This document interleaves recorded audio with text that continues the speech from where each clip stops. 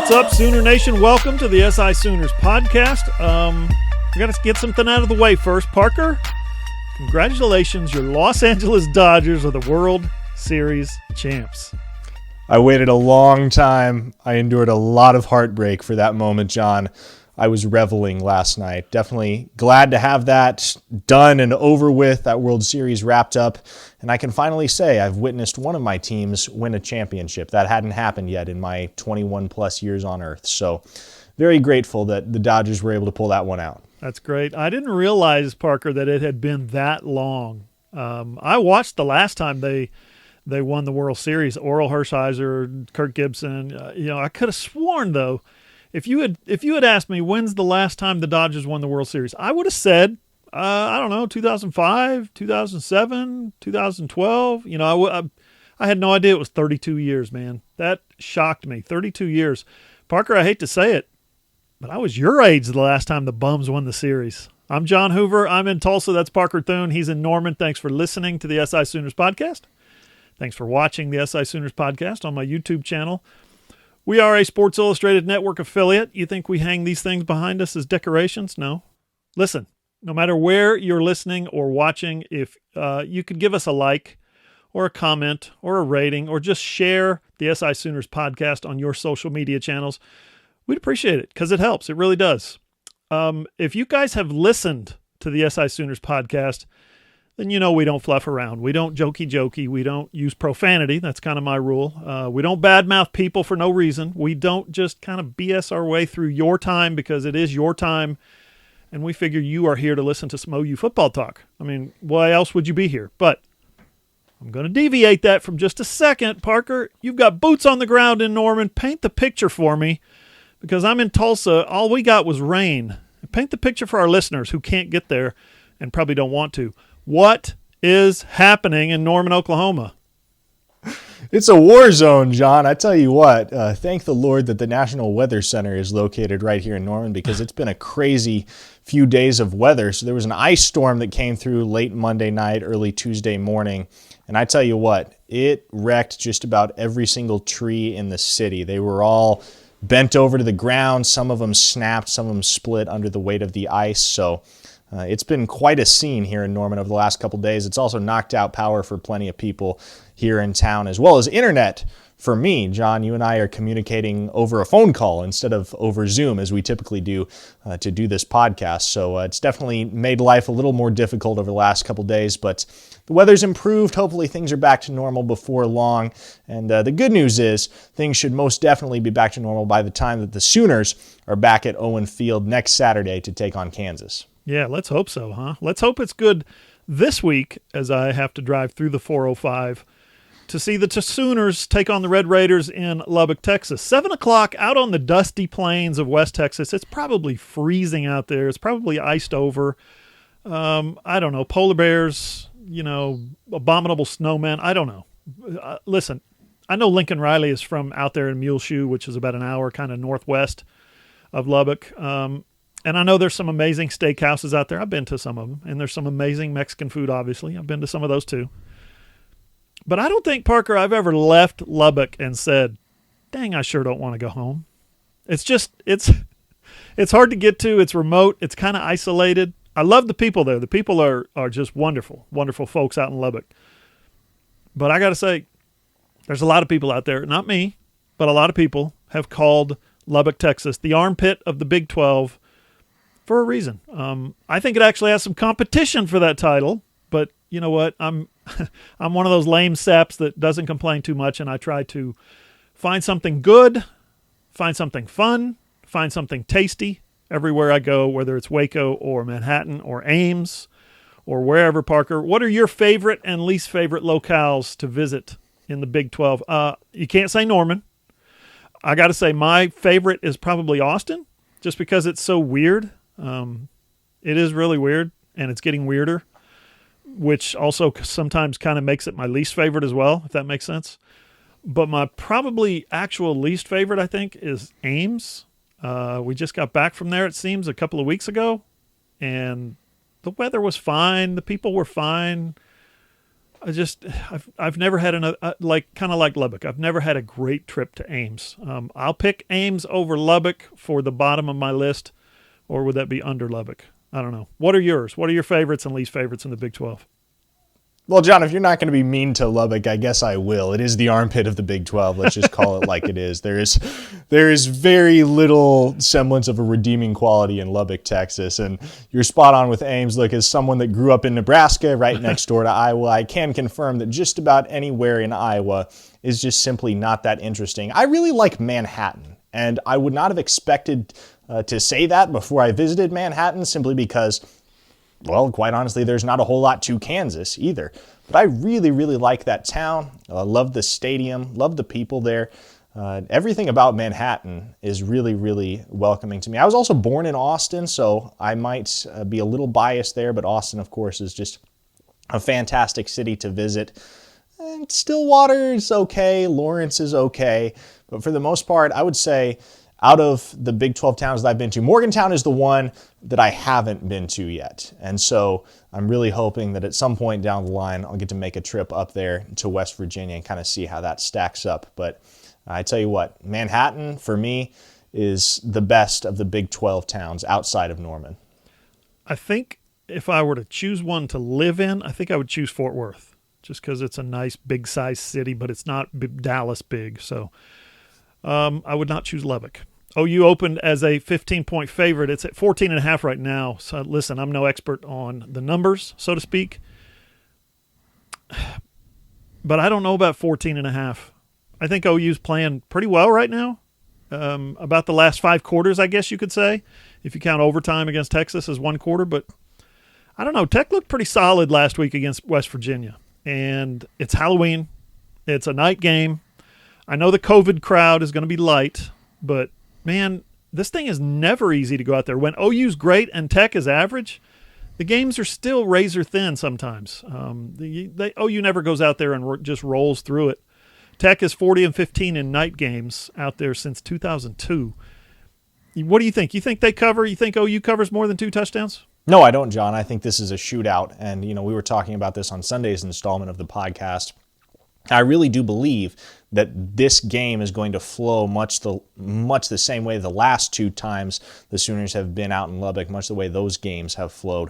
You think about the 66-59 shootout in 2016, and then when Kyler Murray was at the helm for the Sooners in 2018, they escaped with a 51-46 win. I do expect another high-scoring affair, but no, I don't think the Sooners cover. I think you're looking at a 1-score, maybe a 2-score game. But this will be a closer game than a lot of people, I think, expect at this point. Yeah, I see a game going on into the fourth quarter, maybe a 10-point margin at the end, something like that. But these offenses are not anywhere near what those 2 offenses you're talking about were in those days. These guys, I think OU and I think Texas Tech are both coming on a little bit. I don't think they're anywhere close to that kind of efficiency. I'll be surprised if both teams get in the 40s. I think both teams are really, really, really trying hard, for what it's worth, to emphasize playing a little defense. We'll see if that helps. Up next on the SI Sooners podcast, a lot more on Texas Tech. Hey, are you a business owner looking to get your product out there to the masses? Let's say you run a hotel in Norman, or a car dealership in Oklahoma City, or a restaurant in Edmond, or maybe you're a small online business who creates and sells OU merchandise, and you just want Sooner Nation to come sample your wares. Well, then consider advertising in this space right here on the SI Sooners podcast. SI Sooners reaches thousands of readers, viewers, and listeners literally every day, and the SI Sooners podcast is the ideal place to find your next customer. To advertise, send an email to allsoonersi@gmail.com or DM us on Twitter at @all_Sooners.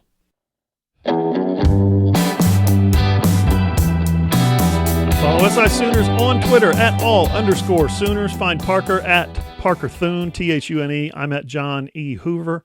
You can also find Parker on Instagram. I'm sure he posts lots of selfies on there. You can also find me on Facebook at John E. Hoover Media. You a big selfie guy, Parker? No, not at all, John. And I don't know how familiar you are with Instagram, but selfies were all the rage in 2013, 2014. They've kind of made their cycle now, and they're no longer as popular as they once were. So Instagram is all about the aesthetic these days, and I don't know nearly as much about it as some of my peers do. But the big thing is editing all your pictures to match in terms of color scheme, and I don't know. It's a lot of effort for a nice Instagram feed, John, and I don't put that much effort into it. So you can call me a novice in terms of my Instagram use.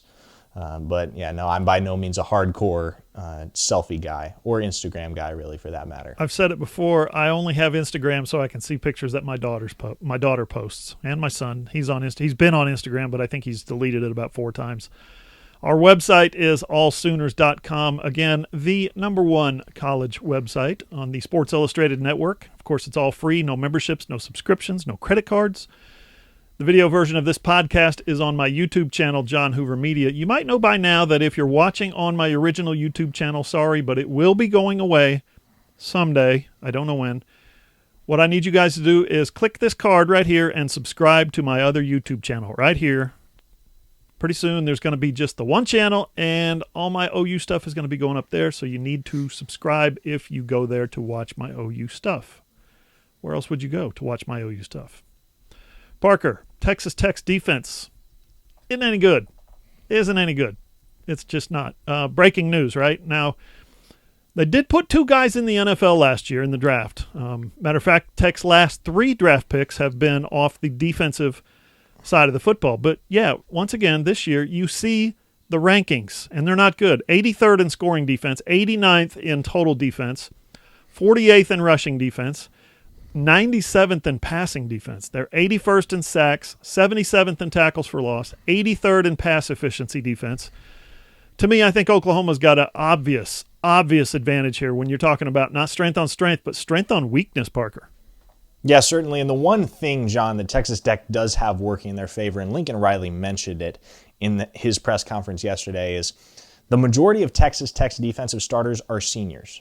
The Red Raiders do have plenty of experience on that unit. Now, how much good does experience do you going up against skill position players that are as talented as the guys that Oklahoma will have, especially if Ramondre Stevenson is back in the mix? I don't know. But again, though Texas Tech does have that experience, the numbers don't lie, John. The numbers are indicative of the type of defense that Texas Tech is. And hey, it goes back to what Bill Parcells said, right? You are what your record says you are. Texas Tech is a 2-3 team. And the reality of the situation, John, is that they're not going to be able to keep pace with the Oklahoma Sooners on both sides of the football. Oklahoma's going to score points. And ultimately, it comes down to whether Henry Colombi and Matt Wells and TJ Vasher and Sir Roderick Thompson and the whole crew can keep pace with the Sooners on the offensive side of the football, which, as I expressed, I do think that there's a good chance that they'll be able to. But no, there's not going to be a whole lot of defense played in Lubbock on Saturday night, John, and we've kind of become accustomed to that over the years from Texas Tech. I talked with Matt Wells in the offseason, and I spoke with him again on Monday on the Big 12 conference call. He said the directive has been, he told me 7-8 months ago now, the directive has been discipline and accountability. He's trying to instill that in his second year. And he told me this week that, yes, you're really starting to see that transformation happen. Discipline and accountability, especially on the defense. They beat West Virginia last week, broke out of a tie. I think 34-27 was the score. Broke out of a tie game with a fumble return for a touchdown, and then they just kind of held them off for the last 5 possessions. So, yeah, on one hand, Tech's defense, numbers-wise, historically this season anyway, stinks. But they just won a game with their defense, and they're clearly getting better, Parker. What are your impressions of the job that Matt Wells is doing defensively, maybe changing the culture out there in Lubbock? Well, and with the situation that he inherited in Lubbock, John, it was never going to be a quick fix for Matt Wells. Let's think about this, right? You had Mike Leach, you had Cliff Kingsbury. Those are 2 guys whose coaching philosophies revolve around fast, up-tempo offense and a lot of scoring and not a whole lot of defense. And so, if the Red Raiders were going to establish a solid defense under the Matt Wells regime, it was going to take a couple of years. And so, I don't think it's fair to expect that Wells was going to have that fixed immediately. So there are some growing pains to be expected, obviously, as I mentioned, in the wake of the Kingsbury regime there in Lubbock. But there has been growth, and I just checked the numbers on this, John. 8 of their 11 starters on defense are seniors. Now, here's what that means for the Red Raiders here in 2020. On the one hand, they've got experience. They've got guys that have been in these situations before and gone up against viable Big 12 offensive players and offensive minds, offensive coordinators. But it also means that there's going to be a lot of turnover come 2021. And that can mean one of two things, John, for a coach that's coming into his third season, as Matt Wells will be next year.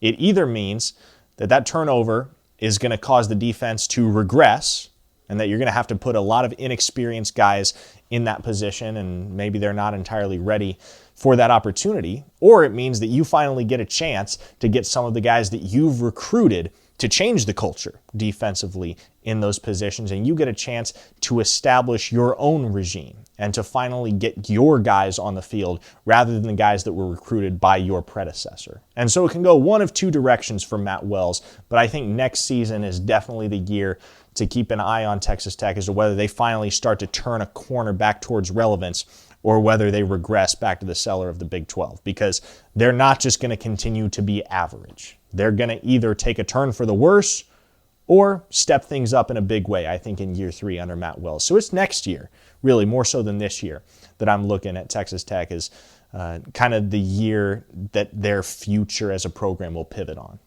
I think Matt Wells is a really, really good football mind. I think he's a good football coach, a leader of young men. I think if Kirby Hocutt is patient, and I mean by patient, I mean understanding that, hey, you're not going to win 10 games a year at Texas Tech. You're just not. You're just not. If he's patient enough to work through some down years, and not just the first couple of years, but, the first 5 years. Give the guy 5 years, let him change the culture, let him make it look more like a football team than a trapeze act, which is what it looked like the previous 15 years. Then I think he's going to be fine. I do. I think that you're going to see some expectations raised out there. 8-5, 9-3 once in a while kind of years. I don't think that's off the board. But just if Kirby Hocutt has realistic expectations for what Texas Tech football should be, I think Matt Wells is going to have a job for a long time out there if he wants it. Now, offensively, we talked about it on Sunday's pod. They made a change at quarterback. You already mentioned it. Henry Colombi has replaced Alan Bowman. Colombi brings more of a mobile element, I guess. I don't think he's a runner, so to speak. He's not going to beat you with his legs, but he can make some plays with his legs. He's quite a bit more athletic than Bowman, and that's where Matt Wells, I guess, is taking this thing. Now, Bowman, if you look at his stats, 7 touchdowns, 4 interceptions, 65% of his passes are being completed. That's pretty good. It's not elite, but it's pretty good. And you look at Colombi in a little more reduced role so far. He's coming on. He's now the starter. Colombi has 4 TDs and only 1 interception, and he's completing 76% of his passes. So 76 compared to 65, taking better care of the football. So, Wells made the move, Parker, to the guy that you pointed out in our last pod. He recruited Colombi out of high school at Utah State.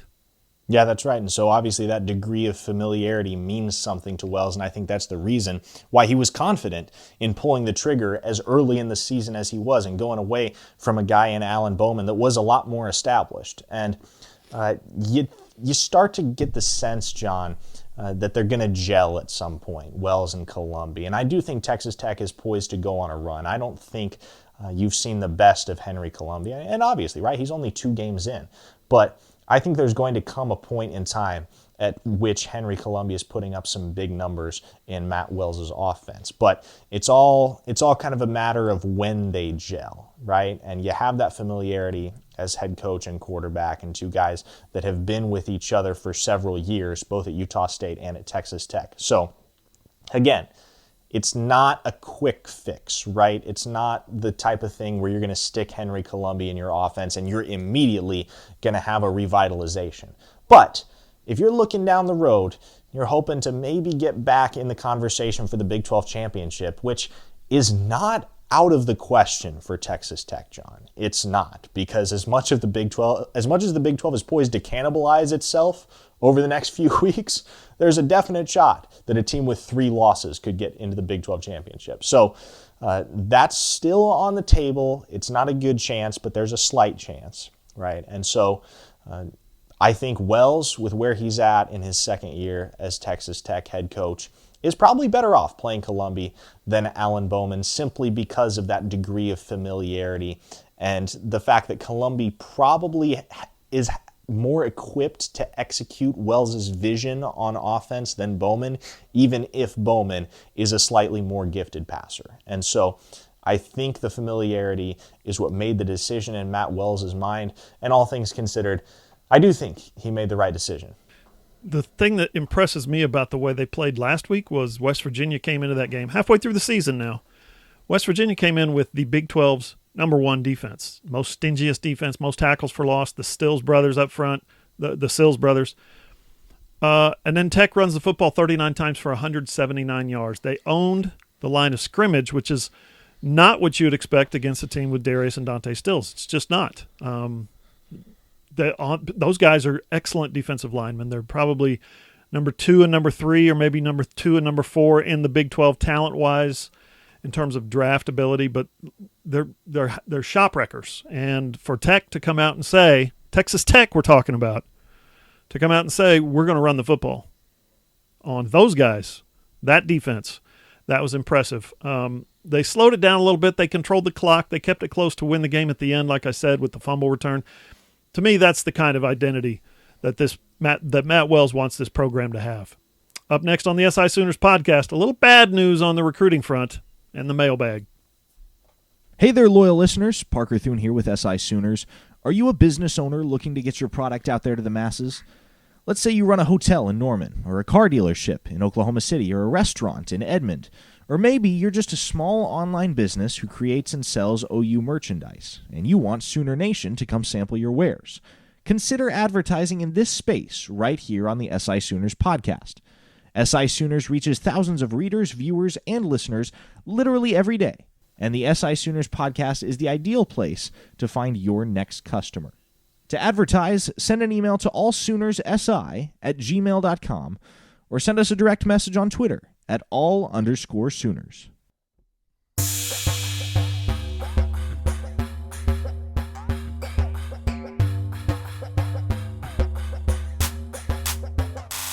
Final segment of the SI Sooners podcast. Parker, before we get to the mailbag, which is kind of light this week, you guys, I expect better out of you from now on. Come on now. We got to talk about Caleb Johnson, the other Caleb, speedster, Greenville, Texas, was being recruited as a DB, might have had a shot to play some wide out someday, who knows. But in any case, some bad news, he decommitted this week. He's 5'10", 170 pounds, and fast as heck, Parker. Usually I ask you at this stage what kind of player Oklahoma is getting when they commit, but when they decommit, I think it's fair to ask what kind of player is OU losing? Well, he's got speed to burn, John, and you mentioned it. He'd been clocked under 4.4 in the 40-yard dash. He was the fastest member of this recruiting class for Oklahoma. But if you're looking for a player that maybe doesn't quite fit the system at any particular position, it was probably Caleb Johnson in this cycle, just because of the stature, 5'10", 170. And look, the reality is, if you read my story on Monday, detailing all the wide receivers that Oklahoma already has in the system and all the wide receivers that they're bringing in, there was not going to be much of a chance that Caleb Johnson saw the field at wide receiver.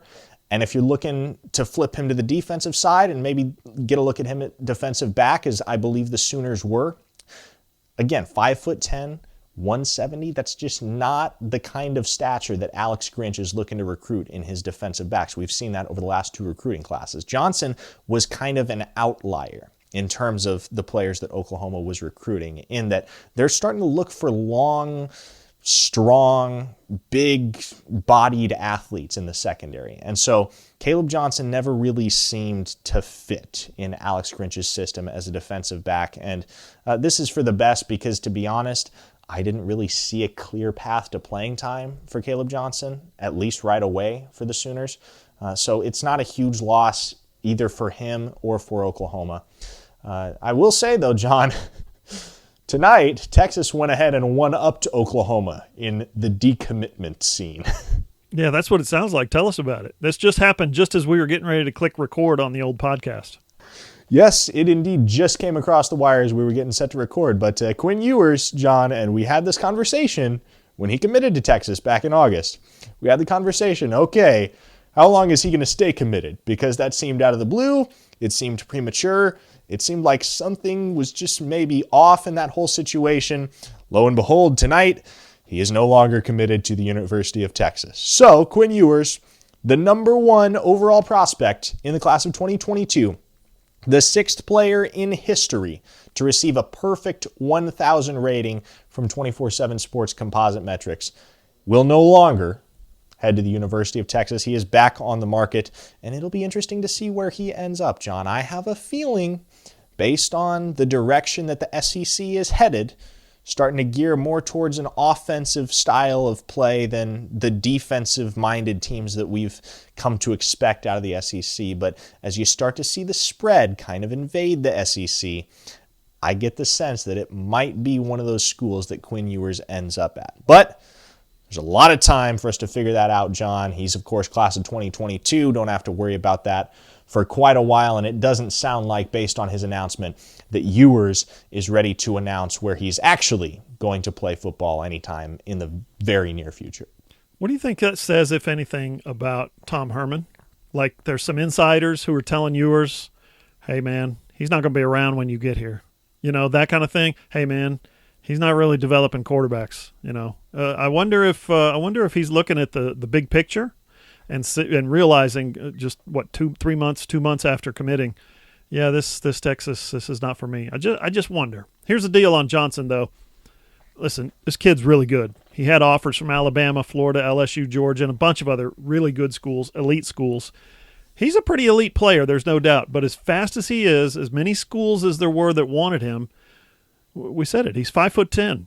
And I think Alex Grinch and those guys have pretty much decided they're done recruiting 5'10" defensive backs. Buki Radley-Hiles, 5'9", 5-star guy, but you put him in the Big 12 with a bunch of big receivers and quarterbacks who can put the ball on the money, and you see what the result is. He doesn't play like a 5-star player. He's got a big heart, and I think he's got a lot of talent. He just doesn't have a lot of size. And I think Alex Grinch and those guys are realizing, okay, we need to move. Whatever the direction was before, we need to move in a different direction. We need to zag because those other guys were zigging. You look at the 3 guys OU has committed in this class, Parker. Jordan Mukes is listed at 6'4", although having interviewed him face-to-face, I think he's probably a little closer to 6'2", maybe 6'3". Latrell McCutcheon is 6'1". Damon Harmon is 6'1".